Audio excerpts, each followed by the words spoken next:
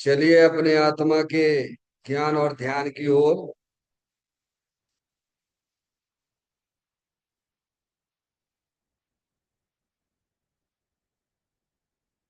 अपने चंचल मन को एवं चंचल उपयोग को स्थिर करने के लिए जिनवाणी माता के माध्यम से अपनी वर्तमान ज्ञान की पर्याय में सम्यक भी ज्ञान उत्पन्न करते हुए शरीर शरीर से संबंधित जितने भी चेतन अचेतन पदार्थ हैं उनका मुझ भगवान आत्मा के साथ में किसी भी प्रकार का कोई संबंध नहीं है।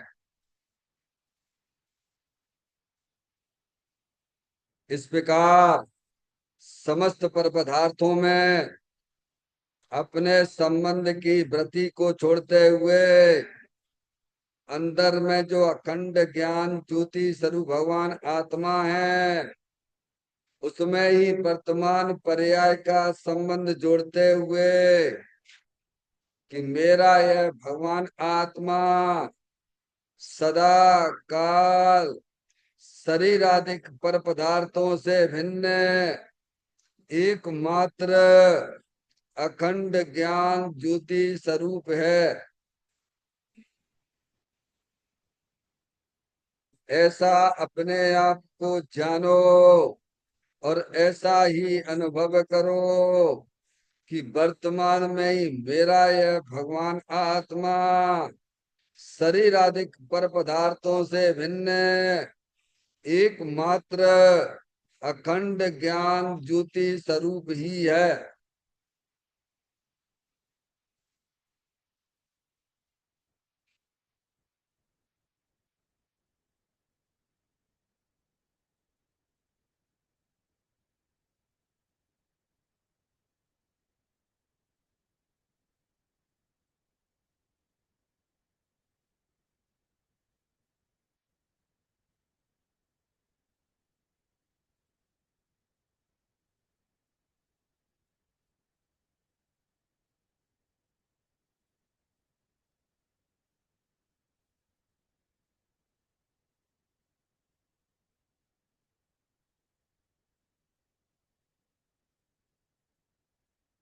इसी प्रकार से संसार अवस्था में आत्मा की पर्याय में जो विविध प्रकार की पुण्य पाप के परिणाम दिखाई देते हैं वे समस्त परिणाम पर द्रव्यों की लक्ष्य से होने वाले भाव हैं। वे हमारे आत्मा का स्वभाव नहीं है। ऐसे समस्त रागादिक परिणामों में एकत्व बुद्धि, ममत्व बुद्धि, कर्तृत्व बुद्धि, भोक्तत्व बुद्धि तथा उन रागादिक परिणामों की ज्ञाता बुद्धि को भी छोड़ते हुए अंदर में जो अखंड ज्ञान ज्योति स्वरूप भगवान आत्मा है जो कि सदाकाल शरीर रागादिक से भिन्न एकमात्र पूर्ण निराकुलता स्वरूप वाला है। ऐसा अपने आप को जानो और ऐसा ही अनुभव करो कि वर्तमान में ही मेरा यह भगवान आत्मा शरीर रागादिक से भिन्न एकमात्र पूर्ण वीतराग आनंद मूर्ति स्वरूप है।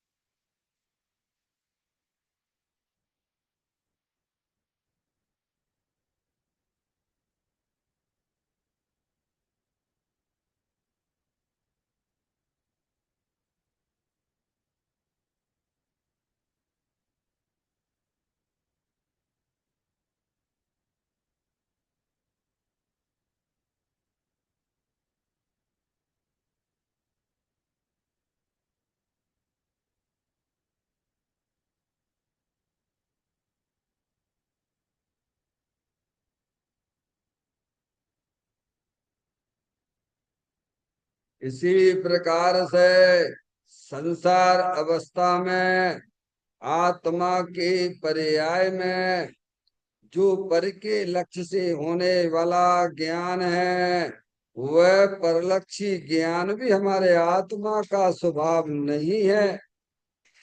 वह तो इंद्रिय जनित ज्ञान है। इस प्रकार शरीर रागादि और परलक्षी ज्ञान की पर्यायों से विभिन्न मैं तो एकमात्र अखंड ज्ञान ज्योति स्वरूप भगवान आत्मा हूँ, ऐसा अपने आप को जानो और ऐसा ही अनुभव करो कि वर्तमान में ही मेरा यह भगवान आत्मा शरीर रागादि और खंड खंड ज्ञान की पर्यायों से विभिन्न एकमात्र अखंड ज्ञान ज्योति स्वरूप ही है।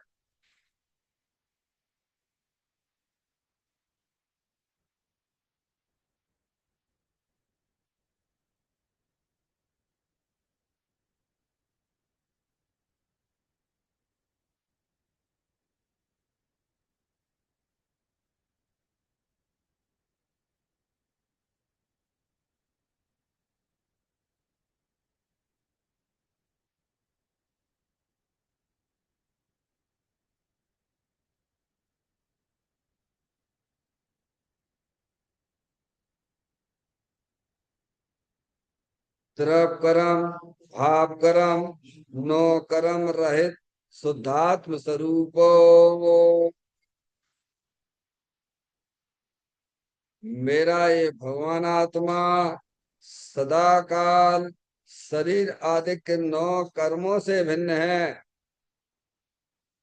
मेरा ये भगवान आत्मा सदा काल ज्ञानावरण आदि 8 कर्मों से भी भिन्न है।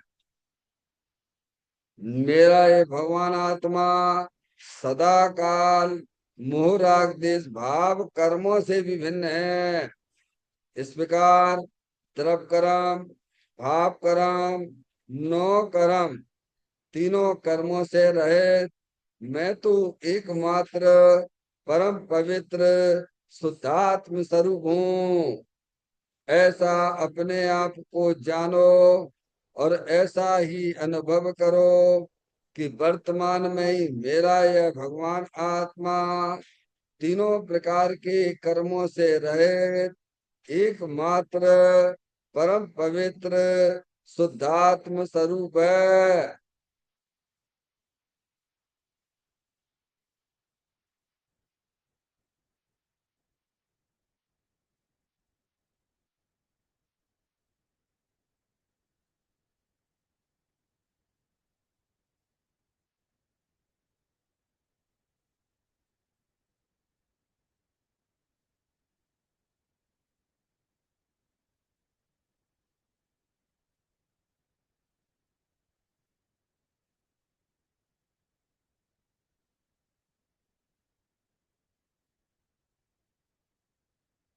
ओम नमः सिद्धेभ्य।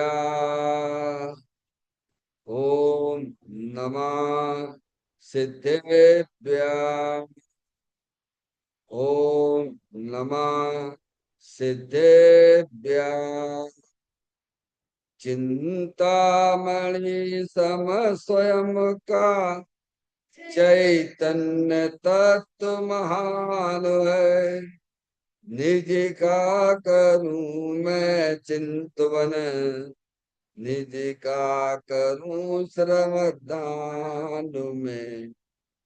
शुद्धा तुम्हारी थे वो है जो गुण अनंत निदान है। मैं स्वानुभव में देख लूं आत्मा स्वयं भगवान है। मैं स्वानुभव में देख लूं आत्मा स्वयं भगवान है। निम्मण जान परिठिया कम कलंक डयरी अपाल दौ चैन परू ते परम पुरवेगी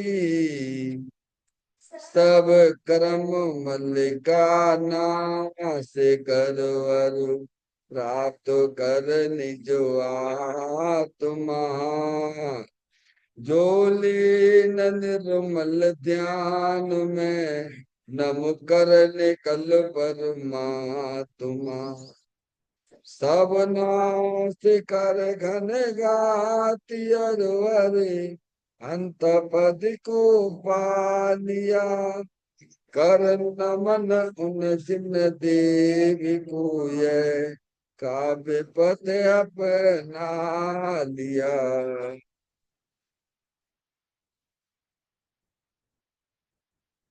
श्री योग सारथी नामक परम आध्यात्मिक ग्रंथ स्वाध्याय हेतु में विराजमान है। आज से 1400 वर्ष पहले इस महान पवित्र ग्रंथ की रचना दिगंबर संत योगेंद्र महाराज जी हुए हैं। उन्होंने इस महान पवित्र ग्रंथ की रचना की और उन्होंने इस ग्रंथ का नाम योग सारथी रखा। योग सारथी का सीधा सा अर्थ है मुक्ति के मार्ग में। योग का मतलब जोड़ होता है, किसका किसके साथ में जोड़ करना। तो अरिहंत परमात्मा कहते हैं कि अपनी वर्तमान शुद्ध ज्ञान की पर्याय का अंदर में जो अपना त्रिकालिक ध्रुव भगवान आत्मा जो कि सदाकाल द्रव कर्म भाव कर्म नौ कर्म से रहे एकमात्र अखंड ज्ञान ज्योति स्वरूप है।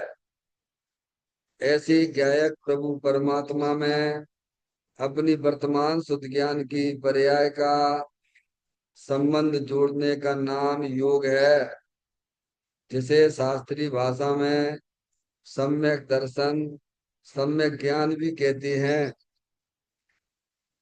और उस चैतन्य भगवान आत्मा में ही अपनी वर्तमान पर्याय को मग्न कराना, लीन करना, उसमें स्थिर करना, उसे सार कहते हैं, यानी सम्यक चारित्र कहते हैं। तो योग सार क्या हो गया? सम्यक दर्शन, सम्यक ज्ञान, सम्यक चारित्र वाली निर्मल पर्याय, पवित्र पर्याय जो अपने आत्मा के आश्रय से प्रकट होती है, इसे यहाँ भगवान मोक्ष मार्ग कहते हैं। समझ में आया? इसे ही योगसार कहते हैं और इसी का नाम धर्म है। देखिएगा, योग सार ग्रंथ के माध्यम से हम और आप यहाँ पर 75वें नंबर की गाथा का स्वाध्याय चल रहा है, जिस गाथा का मूल विषय यह है कि आप ही जिन हैं। यह अनुभव मोक्ष का उपाय है। क्या आप यानी आप लड़का लड़की नहीं है, आप मनुष्य भी नहीं है। समझ में आया? 4 गति 84 लाख योनियों के जो शरीर हैं वे आप नहीं हो। आप तो चेतन आत्म वस्तु हो। अंदर चेतन आत्म वस्तु है ना, वह भगवान आत्मा है, वही तुम हो। ऐसा जानकर उसका अनुभव करो। उससे क्या होगा? हमारा आपका सबका मोक्ष मार्ग में नाम लिख जाएगा। क्या हो जाएगा?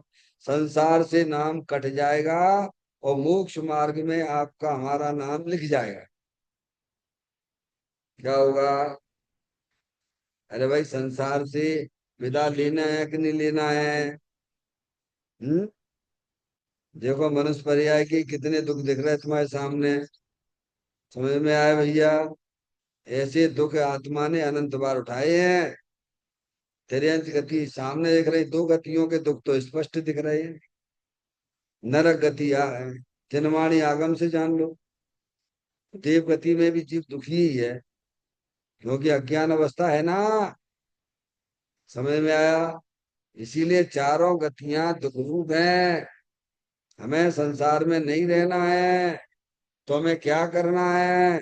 जो भगवान कहते हैं कि अंदर चेतन आत्म वस्तु है, वह परमात्म स्वरूप है, वह चिन्ह स्वरूप है।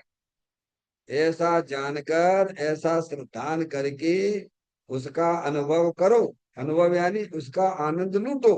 क्या करना? कितनी बढ़िया चीज चिन्हवाणी माता खिला रही है आप। क्यों भैया? अब ये बात ऐसे अच्छी नहीं लगती, अब फर्क है। उसे तो मोह राग देश वाली बातें अच्छी लगती हैं, और मोहियों के जीवों के साथ में रहना पसंद है। मैंने अब ये कह रहे तुम ऐसे हो और ऐसे अनुभव करो। दो और दो चार जैसी बातें हैं। हम्म? हमने इसी को धर्म क्यों समझ रखा है कि भगवान की पूजा करना, भक्ति करना। समझ में आया भैया?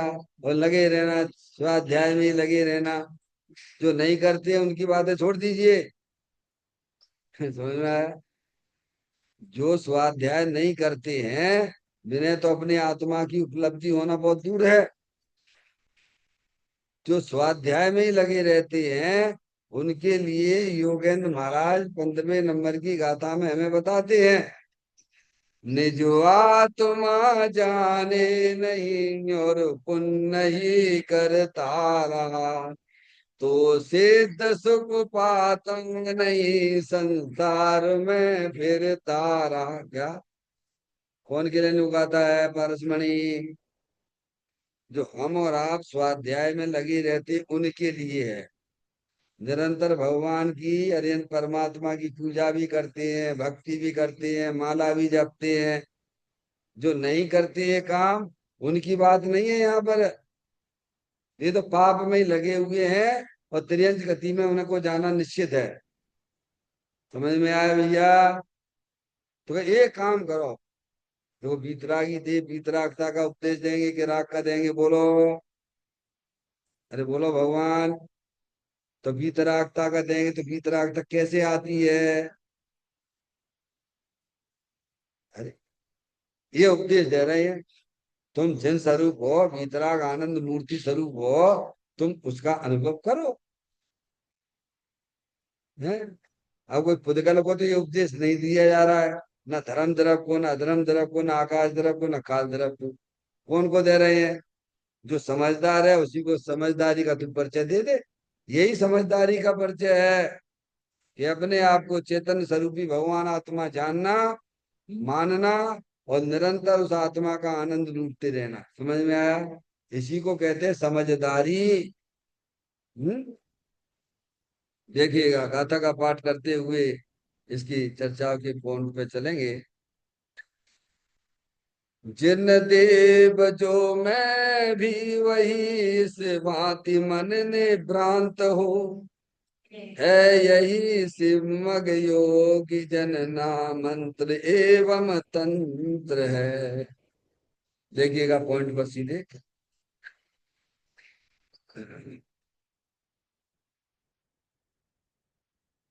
इस शास्त्र में तो अकेले तथ्यों के सिद्धांत भरे हैं। भ्रांति छोड़कर ऐसी भावना कर, जो जिनेंद्र है वही मैं हूँ। अल्पज्ञता और राग द्वेष पर्याय में होने पर भी मैं पूर्ण अखंड वीतराग हूँ, भगवान ही हूँ। ऐसी निभ्रांत श्रद्धा करना, इसमें अति उग्र पुरुषार्थ चाहिए। ऐसे उग्र पुरुषार्थ द्वारा ही निर्णय हो सकता है। क्या? बहुत सुंदर बात है। इन 3.5 लाइनों में बहुत सुंदर बात आई है। क्या कहते हैं? इस शास्त्र में यानी जो अपन स्वाध्याय कर रहे हैं, समझ गए आप? योग सार ग्रंथ में अकेले तथ्यों के सिद्धांत भरे हैं। क्या भरे हैं? क्या सिद्धांत भरा हुआ है? सीधे सीधे बात कर दी। समझ गए नहीं आप? कि तुम चेतन स्वरूपी भगवान आत्मा हो, तुम उसे जानो बस, और तुम्हारा जो है मुक्ति तुम्हारी मिल जाएगी। गारंटी से, कह रहे गारंटी से। आज के जमाने कोई गारंटी वारंटी देता नहीं है। ये ज्ञानी वितरागी संत माँ जनवाणी माता हमें गारंटी देती है। पर करना तो तुम्हें भी पड़ेगा, करना हमें भी पड़ेगा। मोक्ष कौन को चाहिए? अरे मोक्ष किसे मिलेगा? है? जनवाणी को। समझ में आया? हमें मोक्ष चाहिए तो ये काम करना पड़ेगा। सिद्धांत भरे हुए हैं कि अपना चेतन भगवान आत्मा सदा काल द्रव्य कर्म भाव कर्म नो कर्म से रहित अखंड ज्ञान ज्योति स्वरूप है। और उसको जो जानता है तो पर्याय में अतीन्द्रिय आनंद भी आता है, समय और कर्मों के बंधन भी छूट जाते हैं। समझ में आया? तो कहा इन्होंने, इस शास्त्र में अकेले तथ्यों के सिद्धांत भरे हुए हैं, एक द्रव दूसरे द्रव को छूता नहीं है, ये सिद्धांत है। समझ में आया? तो चेतन भगवान आत्मा अरूप ही है, जिन स्वरूप है। तुम उसे जानोगी तो तुम्हारी पर्याय में गारंटी से अतीन्द्रिय आनंद आ जाएगा। समझ में आया? गारंटी सीधे गारंटी से आएगा। यहाँ बैठे बैठे सिद्ध परमात्मा के दर्शन किए जा सकते हैं, दर्शन ही नहीं किए जा सकते, उन जैसा आनंद भी लिया जा सकता है। समझ में आया? तो कह रहे अकेले तथ्यों के सिद्धांत भरे हुए हैं इसे। ये तो अपने पुण्य की वजह से अपन को ये ग्रंथ मिल गया। पारसमणि, कितना समय हो गया इस ग्रंथ को चला, कुछ याद है? कब अपन ने चालू किया था, बता पाओगे?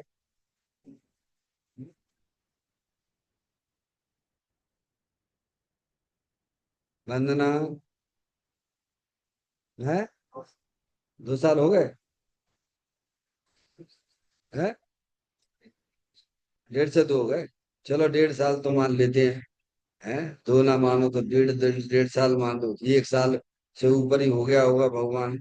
हैं, अभी आप यहाँ 75वें नंबर की गाती तक आ पर, क्योंकि आप शांति से इस बात को समझ रहे हो, आप इतना समय दे रहे हो, तो हम क्या इसमें आपको समझ में आया भैया? नहीं तो कहाँ, बहुत से उड़ जाते हैं पंछी। हाँ, जो टट गया वो उसे मिल जाएगा, और जो भाग गया कुछ नहीं मिलेगा उसे। समझ में आया भैया? उतना समय दिया आपने जनवाणी माता को। योग सार ग्रंथ महान, ये महान पुण्य की वजह से ऐसे ग्रंथ मिलते हैं। समझिए आप, सीधी सीधी बात, कोई मिलावट वाली बात नहीं। समझ गए आप? हम्म? अकेले तथ्यों के सिद्धांत भरे हुए हैं इसमें। पर्सनल डायरी है योगेंद्र महाराज की। हम्म? तो IMP VI लिख दे ना, VVIMP, क्यों, वेरी वेरी इंपोर्टेंट, ये ग्रंथ है ये। हम्म? तो कहते हैं अकेले तथ्यों के सिद्धांत भरे हुए हैं इस ग्रंथ के अंदर, यानी मक्खन ही मक्खन भरा हुआ सीधा, कोई उलझने उलझने वाला काम नहीं है। योग सार, नाम ही बाका योग सार है।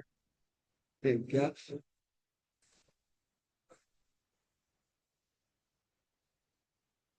योग यानी जोड़ना, जुड़ान करना।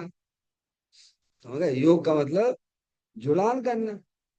किसका किससे जुड़ान करना? अपने उपयोग को अपने चेतन भगवान आत्मा के साथ जोड़ देना। जोड़ना तोड़ना तो तुम्हें आता ही है। रिश्तेदार ये अपने हैं, अच्छे पराए हैं, इनसे दूरियां बनाओ और इन नजदीक रखो, ऐसा काम तो तुम्हें आता ही है ना। क्यों, अपने लोगों को आगे बढ़ाना है, इनको पीछे हटाना। जोड़ तोड़ तो करना आता ही है। तो वो तो संसार का मार्ग है, वो तो राग द्वेष का मार्ग है।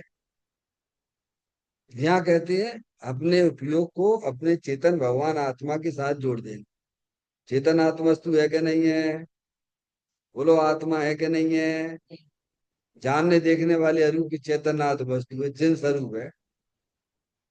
अब वह जिसका उपयोग है उसके साथ में उसको जोड़ दीजिए आप। अब बिना ज्ञान के, बिना श्रद्धान के आप अपनी आत्मा में अपने उपयोग को जोड़ नहीं सकते आप। समझ में आया? इसके लिए आपके पास में आगम का और अध्यात्म का ज्ञान होना बहुत जरूरी है। आगम का भी और अध्यात्म का भी। समझ में आया ये? गीता में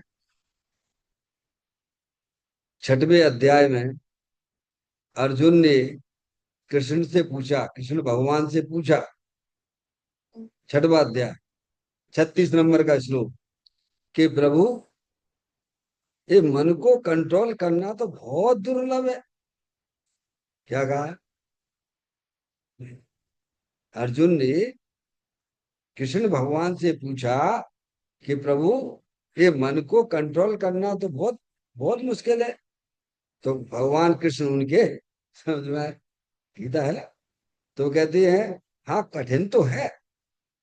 तुम जो कह रहे हो अच्छे अच्छे महाबली भी कैसा में अर्जुन जैसा व्यक्ति बहुत दुर्लभ है, बहुत कठिन है।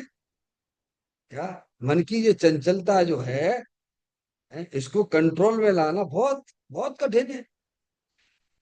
उनके कहते हैं 36 नंबर का श्लोक है उनका, गीता का 6वें अध्याय का, समझ में आया? तो कहते हाँ दुर्लभ तो है, कठिन तो है, लेकिन एक बात और भी ध्यान सुनो कि अभ्यास के द्वारा वह चीज सरल भी हो जाती है। क्या कहा उन्होंने?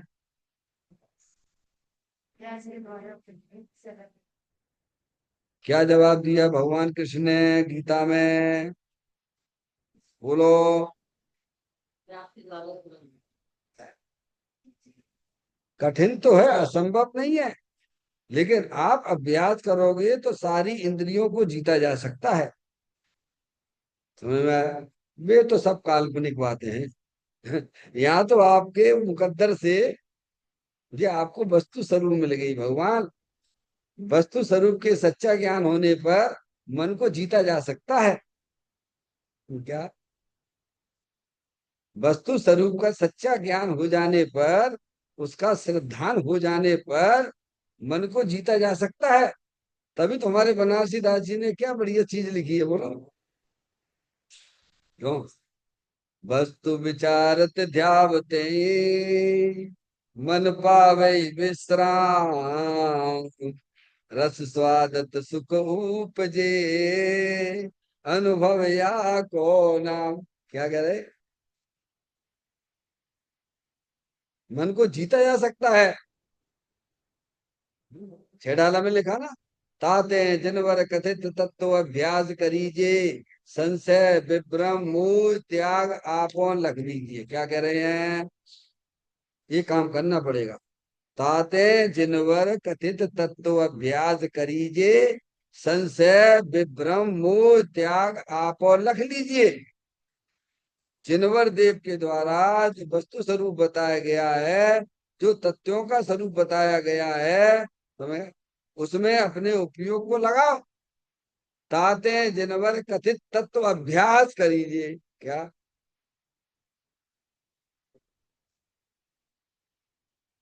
पारसमणि बोलो। पंडित टोडरमल जी साहब ने इसी बात को कहाँ लिखा है? मोक्ष मार्ग प्रकाशक की 260 नंबर की पेज पर लिखा। इसी बात है पंडित दौलत राम जी की बात को पुष्ट करते हुए लिखा। देखो तत्व विचार की महिमा, तत्व विचार के बिना, तत्व विचार के बिना बहुत शास्त्रों का अध्ययन करे, देवादिक की प्रतीति भी करे, व्रत आदिक भी धारण करे और तपस्सरण भी करे, तो भी वह सम्यक का अधिकारी नहीं। कौन? तत्व विचार के बिना। समझ गए? हाँ लोग दीक्षा ले लेते हैं, क्या? पर तत्व पहले सम्यक दर्शन होता है। राजमार्ग तो यही है। बोलो भैया। मुनि जितने बनते हैं, जितने मुनि बनते हैं, वे पैदा होते ही मुनि होती हैं कि पहले गृहस्थ अवस्था में होते हैं उसके बाद मुनि बनते हैं?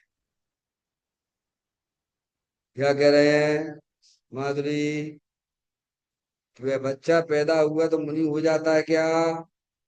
कि गृहस्थ अवस्था में रहता है समझ में पहले गृहस्थ धर्म में आता है, फिर उसके बाद मुनि होते हैं। अरे लौकिक की पढ़ाई भी हमारी ऐसे ही होती है। क्या? बच्चा पैदा हुआ कॉलेज में ना बैठाल देते हैं, उसकी भी क्रम क्रम से ही तो पढ़ाई होती है ना। हम्म, समझ गया? पहले गृहस्थ धर्म, पहले सम्यक दृष्टि हो, ज्ञानी हो, क्या हो, क्या, पहले क्या हो, पहले अपना ध्यान बिल्कुल पक्का है, फिर तुम जो है तुम सब कर लोगे। समझ में आया? अरे मकान बनाती हो तो सबसे पहले उसकी फाउंडेशन ही तो मजबूत करते होगे कि एकदम मकान बनाने लगते हो। ऐसे ही यहाँ कहते हैं, देखो तत्व विचार की महिमा। तत्व विचार के बिना बहुत शास्त्रों का अभ्यास भी करे, लगे रहते हैं, लगे रहते हैं, बहुत शास्त्रों का अभ्यास करे, पढ़े नहीं, पारसमणि, पढ़े नहीं, अभ्यास करे, हम्म, सेवादिक की प्रतीति भी करे, व्रत आदिक भी पाले, तपस्या भी करे, तो भी वह जीव सम्यक का अधिकारी नहीं होता। क्यों नहीं होता?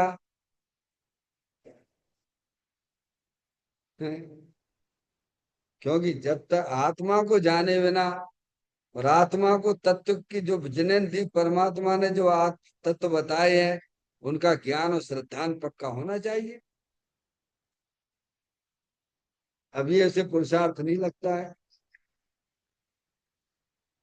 क्या पुरुषार्थ लगता है, ईमानदारी से बताओ? अरे यार, तो तुमने खड़े होके 2 घंटे तक भगवान की पूजा करी, काय का क्या पुरुषार्थ लगता है जीव को? है, कितना जाने उपवास करे, 15 दिन के, 10 दिन के उपवास अभी आ रहे तुम्हारे पर्यूषण पर, है, 10 दिन के उपवास करने वाले को क्या कहेंगे?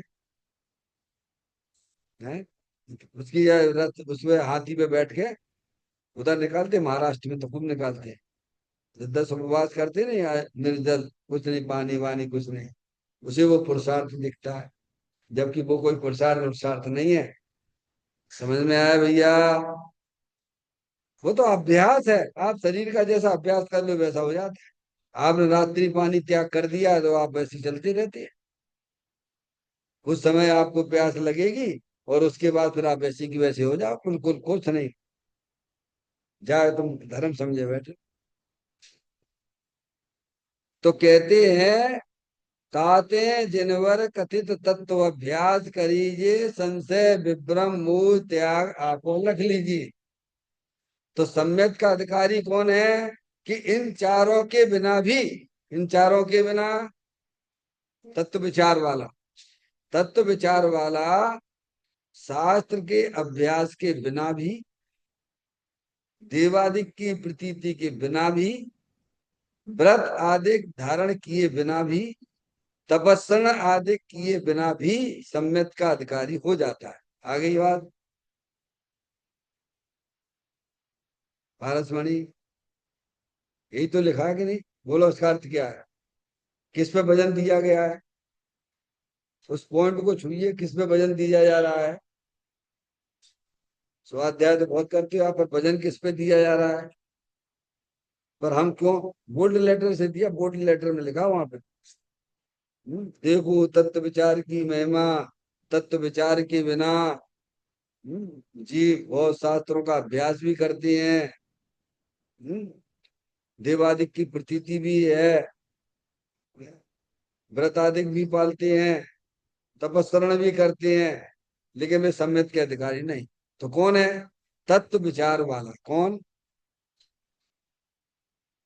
तत्व विचार बहुत दम है, मगर यार देखो तत्व विचार वाला इन चारों के बिना भी सम्यक का अधिकारी हो जाता है, समझे ना?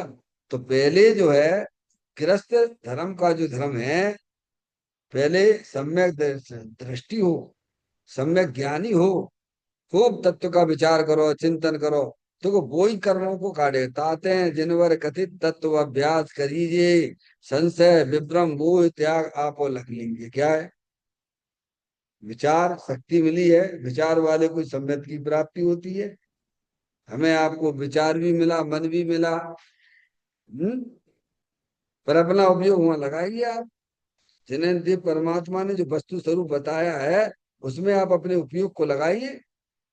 तो अभ्यास के द्वारा, क्या कह रहे, कोई भी कठिन काम दिखता है वह सरल हो जाता है।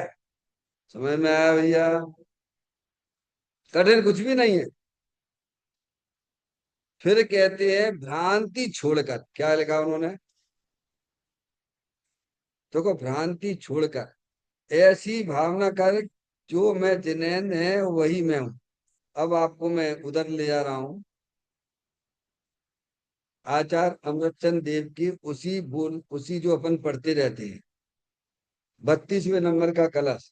भ्रांति शब्द दिया ना, भ्रांति शब्द, वहां भी भ्रम शब्द आया है। भ्रम जन दुखिया, मैं बोलता हूँ। सुको शांत रस से लबालवे, ज्ञान सागर तुमा, बेभ्रम की चादर हटा, सर्वांग पर घटया तुमा। क्या कहा ना? विभ्रम रूपी चादर को हटा दो। आया? विभ्रम रूपी चादर, क्या मतलब? कि आत्म जो वस्तु है वह सुख शांति के भंडार स्वरूप वस्तु है। अब तुम अपने ज्ञान में जो भ्रम पैदा किए बैठे हो कि मैं लड़का हूं, मैं लड़की हूं, मैं रागी द्वेषी हूं, ये तुम्हारा भ्रम है। तुम तो जिन स्वरूप हो, तुम तो परमात्मा स्वरूप हो। क्या कहा?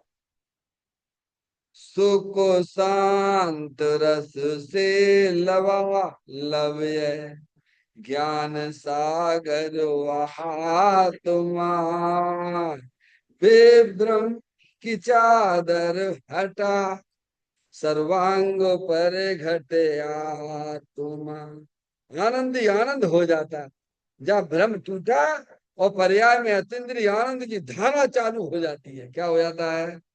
और लड़का लड़की मानो तो वंदना, फिर क्या कह रहे?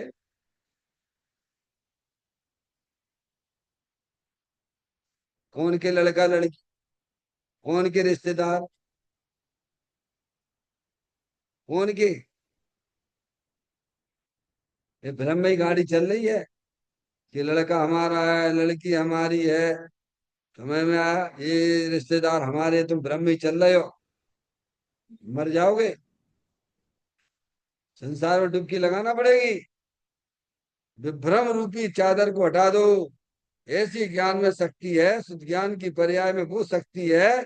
समझ गए? विभ्रम रूपी चादर को हटाओ कि मैं लड़का लड़की नहीं, मैं तो चेतनेश्वर भगवान आत्मा हूँ, सुख शांति के भंडार स्वरूप वस्तु हूँ। क्या?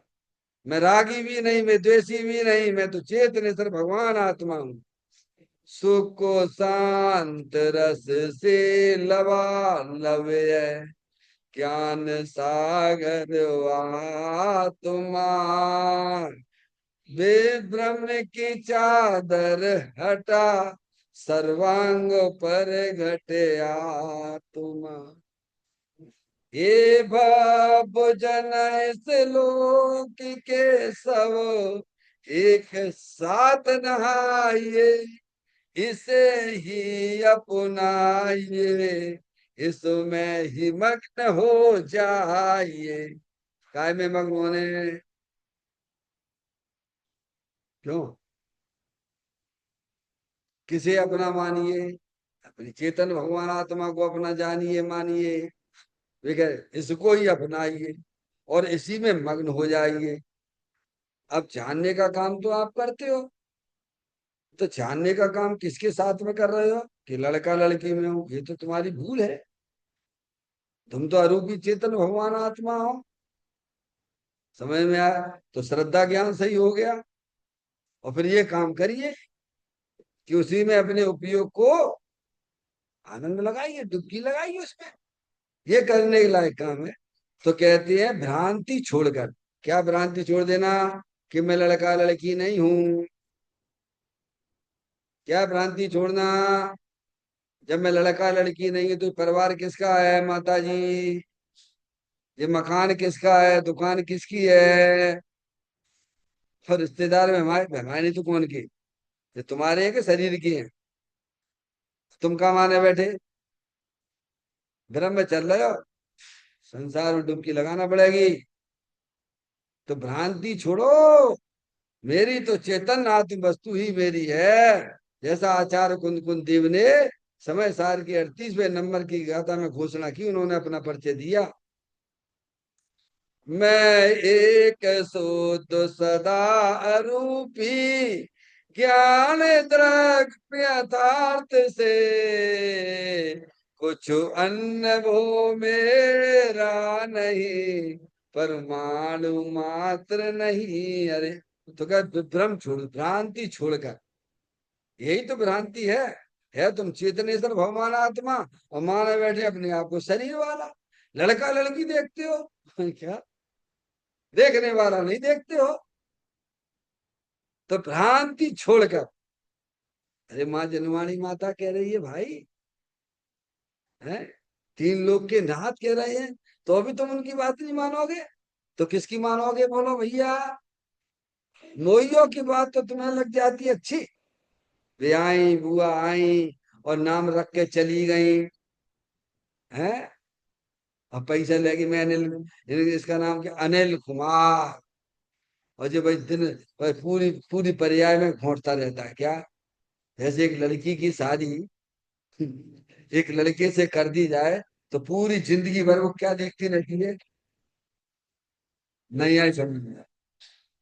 एक लड़की की शादी एक लड़के के साथ में कर दी जाती है तो लड़की पूरी जिंदगी भर मरने तक क्या देखती है बोलो माधुरी। अरे ये तो अनुभव की बातें है ना भगवान। वो पति देखती रहती उससे पहले, शादी से पहले, है पूरी दुनिया के सामने शादी कर दी। वो लड़की पागल जैसी, ये मेरा पति है, ये मेरा पति है, ये मेरा पति है, ये मेरा पति है क्या, यही चलती रहती। ऐसे ही बुआ आए और नाम रख के अनिल कुमार, ये अनिल कुमार, ये अनिल घोटत रहते अनिल कुमार, ये अनिल कुमार, ये अनिल कुमार हूँ। समझ में आया।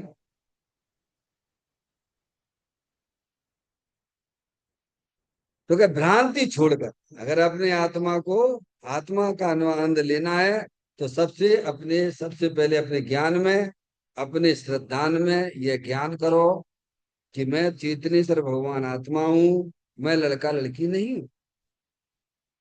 ऐसा ज्ञान श्रद्धा तो भ्रांति भाग जाती, क्या है भ्रम भागे भगवान।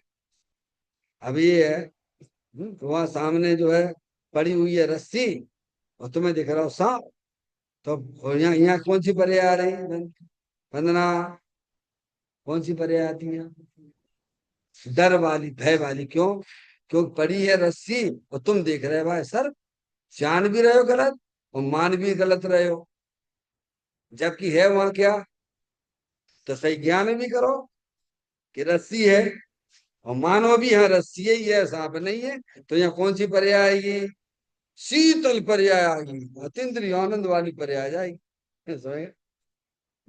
ऐसे ही क्या ज्ञान चल रहा हमारा अनादिकाल से, शरीर रूप ज्ञान चल रहा है और मान भी रहे कि मैं शरीर वाला हूं। तो क्या ऐसी भ्रांति को छोड़ दो कि मैं तो चेतनेश्वर भगवान आत्मा हूं। अब देखना, भ्रांति छोड़कर ऐसी भावना कर, फिर लिखा है जो जिनेन्द्र है वही मैं हूं। कौन है बोलो, जिनवाणी माता कितनी बढ़िया बात बताई, तो खुश नहीं हो रहे तुम लोग। तुम भगवान कह के पुकार रहे, भगवान हो तुम, परमात्मा हो तुम। अरे तुम जिन ही हो भगवान, तुम भगवान की पूजा नहीं करो, तुम अपनी पूजा करो, ये कह रही है पारस मणि। जिनेन्द्र परमात्मा कहते तुम्हारी पूजा मत करो, तुम अपनी पूजा करो। किसकी पूजा करो, मेरे शाश्वत शरण सत तारण तरण ब्रह्म प्यारे, तेरी भक्ति में क्षण जाए सारे। क्यों भगवान की पूजा करते हो आप लोग, तो रोते हुए करते हो कि मुस्कुराते हुए करते हो, हैं हैं अब क्या करें, वो तो रूटीन है, अब करने ही पड़े। हमें तो हंसी आती है, अपने यार दोस्त जो है ना वो बना रखे मोबाइल वाले हैं, वहां खिलखिला के यहाँ आके मरी पड़ जाती है, जैसे पूछो मत क्या तुम लाती है यार। हम्म। आजमनी, जितना हमें उमंग मोबाइल पे अपने परिवार वालों के प्रति होता है, कि प्रभु को देख के ऐसा ऐसा उमंग आती है, क्यों भाई ये प्रसन्नता होती है क्या। ईमानदारी से बोलना, दिखावटी काम मत करना मंदिर में। समय दिखावटी तो बहुत कर लिया। ये वे बता रहे जिनेंद्र परमात्मा, उससे ज्यादा यहाँ आनंद आना चाहिए। तो सच्चा परमात्मा तो यही विराजमान है। वहां कहाँ है वेदी पे भगवान। क्यों, आत्मा ही परमात्मा है ना। तो अपने आत्मा को जान के आनंदित होना कि नहीं होना है। कहते हैं भ्रांति छोड़कर ऐसी भावना कर जो जिनेंद्र है वही मैं हूं। फिर कहते हैं, अब देखिए अब आपको ज्ञान कराते हैं। अल्पज्ञता, राग द्वेष में, राग द्वेष पर्याय होने पर भी मैं पूर्ण अखंड वीतराग हूँ, भगवान ही हूँ। क्या कहा फिर। अल्पज्ञता, ज्ञान की हीन दशा, समझ गए ना आप। मैं मूर्ख हूँ या मैं पंडित हूँ, ये तो तुम छेवछम ज्ञान है, तो तुम्हारा कहाँ है। ये तो तुम्हें पढ़ लिया, शास्त्र पढ़ ले तो ज्ञान ही अपने आप पंडित समझते हो। हमें कुछ नहीं आता। ये तो सब कर्माधीन व्यवस्था है भगवान। तो अल्पज्ञता और राग द्वेष पर्याय होने पर भी है, अभी अपनी छदमस्त अवस्था है, अल्पज्ञ दशा है, ठीक है, पर्याय में है। पर्याय में लिखा ना, राग द्वेष कहाँ होती है, शरीर में नहीं, पर्याय में होती है। तो कहते हैं अल्पज्ञता राग द्वेष पर्याय होने पर भी है कि नहीं है, बोलो माधुरी। तुम वर्तमान में परमात्मा हो के नहीं। माधुरी को बोलने दो बस, ये बात जोर से बोलो। वर्तमान में परमात्मा हो, तुम्हें अल्पज्ञता नहीं है, है, तुम्हें राग द्वेष नहीं है। इनको, अरे इनको बोलने दो ना भाई। हैं, कितने सब फर्श, फर्श फाड़ डाले इस मंदिर के। हैं, क्या प्रश्न किया। माधुरी तुम परमात्मा हो के नहीं। माधुरी तो नहीं हो। कैसी बात करते हो पंडित जी साहब, इतने दिन सुन सुन के तो हम यही तो सुन रहे कि हम आत्मा है परमात्मा है, शरीर तो मैं ही नहीं। चलो चलो ये बात भी चलो सही है तुम्हारी। अच्छा, अब तुम ये बताओ, तुम्हें अल्पज्ञता और राग द्वेष है कि नहीं। अब सोच में डूब गई। कहा कह रहे, एक तरफ तो हमने कह दिया हम परमात्मा है, और दूसरी तरफ कह दी कि राग द्वेष अल्पज्ञता है कि नहीं। अब कहा कहें, हम बड़ी संशयात्मक स्थिति में पड़ गए। तो ऐसे संशयात्मक स्थिति में गाड़ी चलाओगे ना, फोर व्हीलर या टू व्हीलर, एक्सीडेंट ही होगा। समझ गए। दोबारा से, माधुरी परमात्मा हो के नहीं है, उन्हें जवाब देने देना है। ठीक है, तो अभी आपकी पूजा करें फिर हम। अरे बोलो, करें कि नहीं करें। हैं, अब करने हो तो कर लो पंडित जी साहब, मैं कुछ नहीं। आप करोगे तो और अच्छी बात है। हैं, बढ़िया बात है। पारस मणि भिजवाने का शौक बहुत है हमें। तो परमात्मा द्रव्य की अपेक्षा से परमात्मा हो, और पर्याय में भी अल्पज्ञता भी है। वो लिखा होते हुए भी, देख वहीं पर देखिए, पॉइंट पॉइंट को टच कर गया। अल्पज्ञता, अल्पज्ञता यानी साधक दशा। समझ में आया, साधक दशा में सब ले लेना। केवली परमात्मा वे सर्वज्ञ है। अल्पज्ञता में साधक दशा में जो भी दशा है, चाहे वह निर्मल पर्याय भी हो, समझ, चाहे आपका छोटा सूक्ष्म ज्ञान भी हो, सब अल्पज्ञता के अंदर आते हैं, और वे सब पर्याय में है। ध्यान रखना। और राग द्वेष भी आत्मा की पर्याय में संसार अवस्था में है, होने पर भी, देखना, होने पर भी मैं पूर्ण अखंड वीतराग हूं, भगवान ही हूं। क्या कहा गया? देखो पर्याय में सब कुछ खेल है। यहाँ ये देख रहे हैं, ये आपकी पर्याय, ये देखो ब्लू पर की पर्याय, संसार वाली पर्याय, और ये पर्याय, और ये अंदर, तीनों चीजें अलग है कि नहीं है? बोलो। राग द्वेष के परिणाम, अल्पज्ञता, और ये कहाँ ये है कि नहीं है? हैं? और ये नहीं है तो फिर राग द्वेष किसकी, अल्पज्ञता किसकी? तो कौन है वो? तो मैं पूर्ण अखंड वीतराग हूं। कौन हूं मैं? शुद्धात्मा हूं। कौन हूं मैं पूर्ण अखंड वीतराग हूं, भगवान ही हूं। यह भगवान किसे कहा जा रहा है? उस शुद्धात्मा को भगवान कहते हैं। तो तीनों काल मौजूद वस्तु है, वह जिन स्वरूप है। तो किसको पकड़ना? ज्ञान किसको पकड़े? शरीर को पकड़ेगा कि राग को पकड़ेगा कि अल्पज्ञता को पकड़ेगा? किसको पकड़ने के लिए कहा जा रहा है? अरे है कि नहीं है? शरीर भी कर्म भी है, राग का परिणाम भी है। पर मैं कौन हूं? मैं अखंड वीतराग भगवान हूं। कौन हूं मैं? बोलो, आत्मा है कि नहीं है? तो आत्मा कैसा है? पूर्ण वीतराग स्वरूप है, पूर्ण आनंद स्वरूप है, पूर्ण सुख शांति के भंडार स्वरूप वस्तु है। अब देखना, ऐसी निभ्रांत श्रद्धा करना, क्या करना? मैं कभी भी वीतराग स्वरूप से कभी च्युत होता नहीं हूं, कभी हटता ही नहीं हूं। प्रचंड कर्म का उदय आने पर भी ज्ञानी अपने ज्ञानत्व स्वभाव को नहीं छोड़ते हैं। मतलब क्या? कि ज्ञानी की दृष्टि कहाँ लगी हुई है? हमारे मुनराज के ऊपर कितने सारे उपसर्ग आते हैं कि नहीं आते हैं? अरे पार्श्वनाथ भगवान के ऊपर तो मुनि अवस्था में कितने उपसर्ग आए। नो नो भव तक आए भगवान, 10 10 भव तक आए। क्यों? लेकिन बिल ने किसको पकड़ के रखा था? पकड़ने वाली वर्तमान शुद्ध ज्ञान की पर्याय है। वो अंदर अखंड ज्ञान ज्योति स्वरूप को पकड़े हुए है। तभी तो सियालनी पैर खाली तो खा जाए। अरे आप भी तो भोजन ही करते हो कि नहीं करते हो? अगर सियालनी शरीर को खा रही तो गलत क्या कर रही है? किसी के भोजन में अंतराय डालना क्या अच्छी बात है क्या? हम्म? तो त्रियंत गति के उनका यही भोजन है। मेरा भोजन, मैं तो अतीन्द्रिय आनंद सुख स्वरूप भगवान आत्मा हूँ। क्या है? आते ना उपसर्ग, कितने उपसर्ग आए? पर वो अंदर अखंड ज्ञान वीतराग आनंद स्वरूप वस्तु को पकड़े हुए, ऐसी निभ्रांत होकर। क्या?